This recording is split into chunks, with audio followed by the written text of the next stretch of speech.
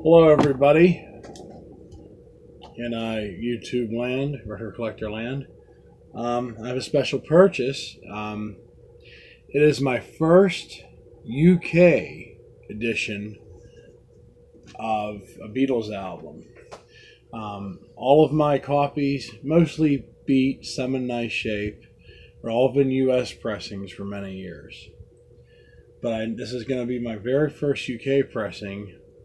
I figure I'm into the Beatles enough to hopefully, collect and acquire some of their UK albums on vinyl. But I take that back though. I do have a UK version of With the Beatles on CD, but this is actually my first vinyl, repress, newer press, actual vinyl pressing of one of their UK albums.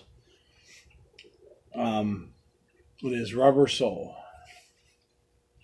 And I actually do have my, I guess about 1966, I guess is when this album is from, I believe, US one.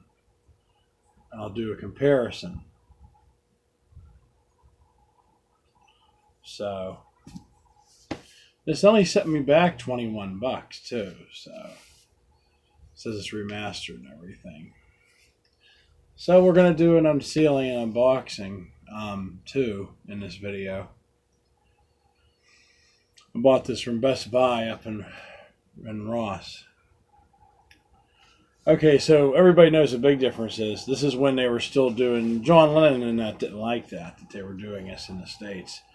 But the main difference, okay, first of all, the English version omits 2 tracks through on the US one. Because this is when Capitol was arranging them and putting, there's like Yesterday and Today, I don't think that album existed. I don't believe that album existed in the UK albums. So there was like a repackaging between albums. But I've just seen a face, and It's Only Love, that we're familiar with on the US album of this, does not appear on the English version. So actually 2 tracks that we're very used to on the English, on the American USA one, is not on the English one. So that's weird for me to get used to this album without those 2 songs, which opened the beginnings of both sides of the US one. Instead, and I'll show you too.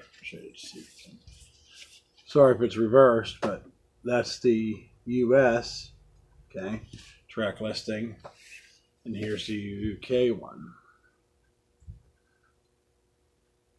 Yeah, the sides open up quite differently. I think I like the American version, the way it opens. The Rubber Soul UK version, it's the way they, band originally wanted it. Drive My Car, which appears on the US Yesterday and Today. So Drive My Car opens the album on the UK version and pressing. Drive My Car, and then of course I Just See Your Face opens this one. So it's going to sound like a different album. Norwegian Wood, You Won't See Me. Nowhere Man is not on this album. The US Rubber Soul, no. It is on, I believe that is on Yesterday and Today. So a lot of these tracks on the UK one, about 3 or 4 of them are actually on Yesterday and Today. But it's like, what a mess, It's a shame they didn't keep it more consistent, I guess, in the U.S. version. But like I said, it was a little different with the rights clearances and the cost of it with how many tracks. And actually in England, at least you got, 14 songs on one album. Here, also the standard was 12 due to rights and certain things. And clearances, too, I think is what it was. Or how much it costed for, rights and clearances, as I found out. Think for yourself the word Michelle, But then in the UK one, side 2 opens up with What Goes On, which is definitely another country flavored song, like Nowhere Man, or like what was it? Like Act Naturally. That's not on here. What Goes On.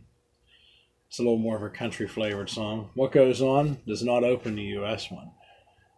It's Only Love opens the US one. And I like that song a lot. What Goes On's okay, but I like It's Only Love better. So, but historically, I like to have the UK one too. Girl is on here. I'm looking through you in my life. Wait, If I Needed Someone is not on the US one, and then Run for Your Life. Wait runs right into Run for Your Life on here. So it's kind of weird. It looks like Wait and then Run for Your Life.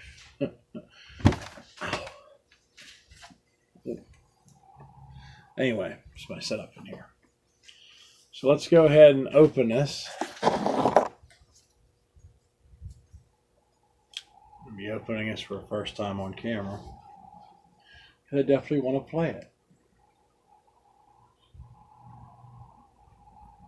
I collect shoes too, and I wear my shoes and I play my records. I can't help it. I try to take care of them. I eat both of them, but of course, a little easier to take care of the records because they're not being worn on the feet and towards the ground. But oh yeah, try to be careful. Make sure the stylus is clean and everything. Oh yes.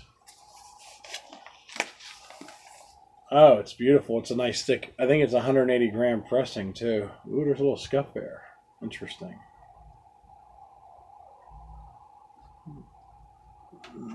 Sorry if the light's behind me a little bit, but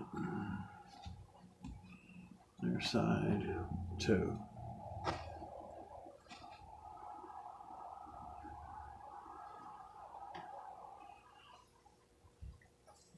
Nice. I can't wait to go play this on the telly. I mean, on the phono. I know telly's television in England. Anything else in there? Empty. Okay, and it says it's remastered on heavyweight 180 gram vinyl. Then we'll go ahead and show you the US disc. Someone by the name of Kotiuk or Kotiuk wrote their name on it, I guess, back in the 60s or 70s before I had it. And that's if everybody wants to see what the original American pressing looks like on Capitol. There it is.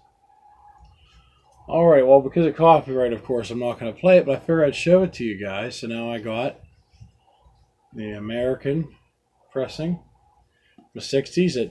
Even though it looks like it's been played good, but it actually sounds beautiful. And